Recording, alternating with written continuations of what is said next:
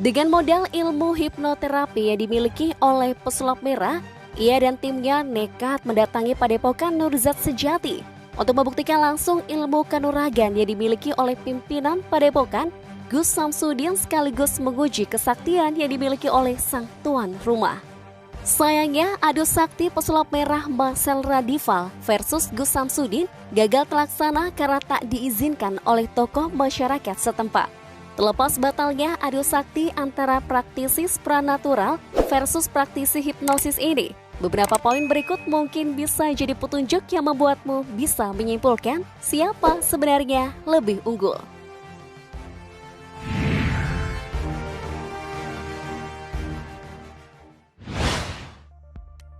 Adu profil dan konten.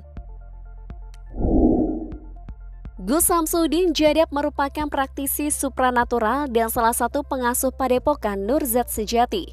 Pria berambut gondrong itu dikenal setelah rutin mengunggah konten mistis di channel YouTube-nya. Di channel YouTube-nya Padepokan Nurzat Sejati, Gus Udin, panggilan akrabnya, sering membagikan pengalaman spiritual lewat konten membasmi praktisi ilmu hitam. Gus Udin juga sering mendatangi praktisi paranormal hingga dukun santet yang ada di berbagai wilayah. Pesulap merah memiliki nama asli Marcel Radival, merupakan pria asal Tangerang yang merupakan praktisi hipnosis. Ia sering sekali video-video tersebar di sosial media, baik itu Facebook, TikTok, Instagram, dan terutama YouTube.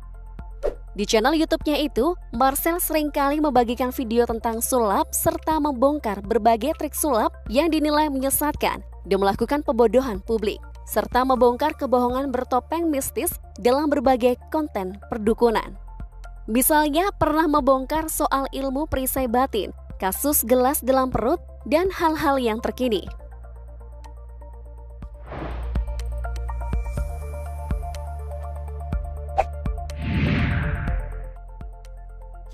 Adu sakti.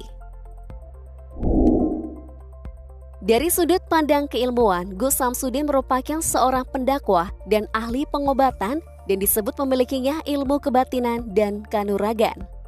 Lelaki yang hobi bertutup kepala itu memiliki latar pendidikan seorang santri yang mendalami ilmu agama Islam di Pondok Condromowo yang beralamat di Girimulyo, Jogoronggo, Kota Ngawi, Jawa Timur.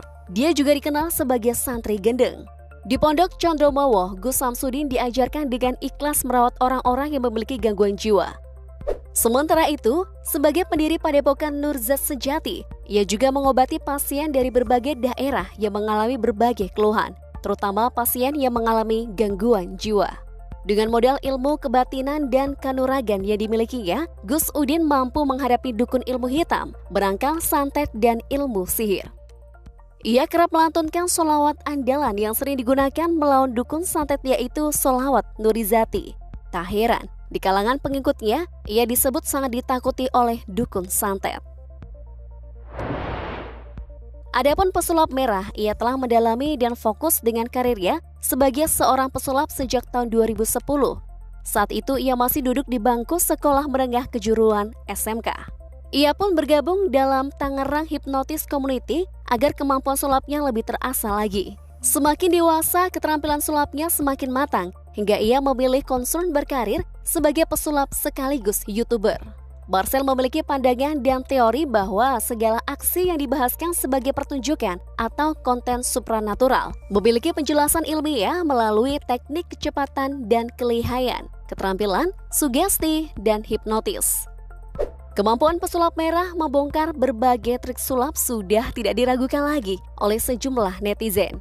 Mulai dari trik sulap sederhana hingga trik sulap yang dilakukan lewat konten dengan embel-embel mistik, supranatural, dan atas keyakinan agama tertentu. Bahkan dengan keterampilannya tadi, beberapa oknum praktisi supranatural pun tentu akan berhati-hati jika harus berhadapan langsung dengan kesaktian bongkar-membongkar ala Marcel Radival.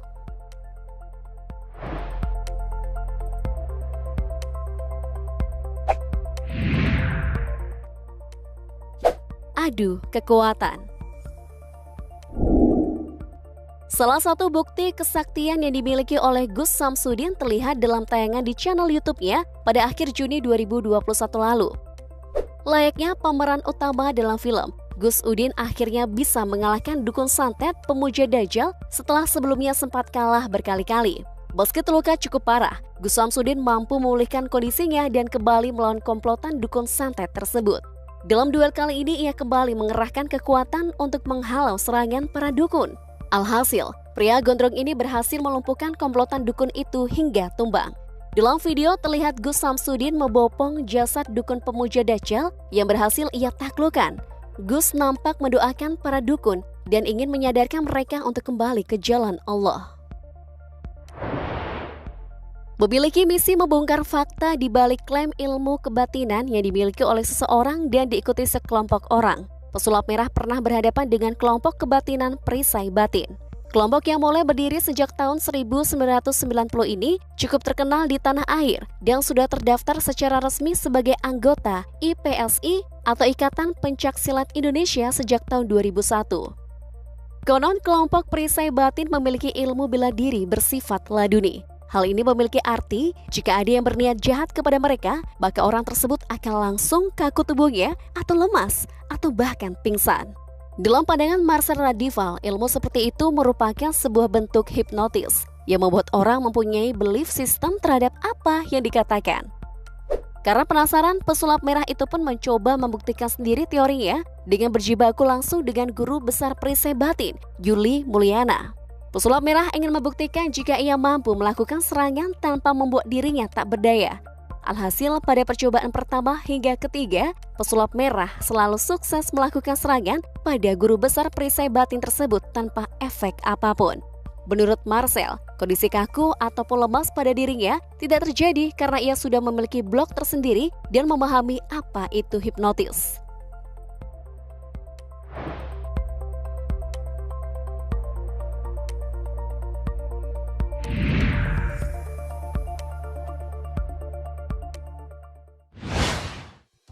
Dalam siaran langsung di channel YouTube-nya, Gus Samsudin menjawab pertanyaan salah satu subscribernya yang menanyakan tentang kedatangan pesulap merah.